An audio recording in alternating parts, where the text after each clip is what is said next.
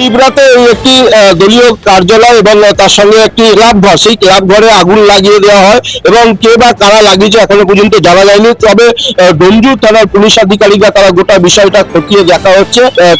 Party office ছিল এবং তার পাশেই কার্যালয়, দলীয় কার্যালয়ও রয়েছে। আমার চিত্র সাংবাদিককে দেখাতে বলবো, একদিকে যেরকম ফায়ার আধিকারিকরা এসেছেন, তারা আগুন নিয়ন্ত্রণে আনার চেষ্টা চালিয়েছে। ডোমজুর থানার পুলিশ আধিকারিকরা ছিলেন এবং তার সঙ্গে পাশেই যে এই যে দলীয় কার্যালয়, ভাঙচুর চালানো হয়। তবে ঘটনাস্থলে পুলিশ এসে গোটা পরিস্থিতি নিয়ন্ত্রণ করেন এবং এখনো পর্যন্ত দেখা যাচ্ছে এবং সেই দলীয় কার্যালয়ের ভেতরে সমস্ত আসবাবপত্র, আমার ক্যামেরা পার্সনকে দেখাতে বলবো যে এই যে দলীয় কার্যালয়ে যে সমস্ত আসবাবপত্র তারা ভাঙচুর করে, যে পাশে যে ক্লাবটি ছিল তাতে আগুন লাগিয়ে দেওয়া হয় এবং ঘটনাস্থলে আসে বিশাল পুলিশ বাহিনী এবং পরিস্থিতি নিয়ন্ত্রণে আনে। তবে এখনো পর্যন্ত জানা যাচ্ছে না কে বা কারা এই আগুন লাগিয়েছে।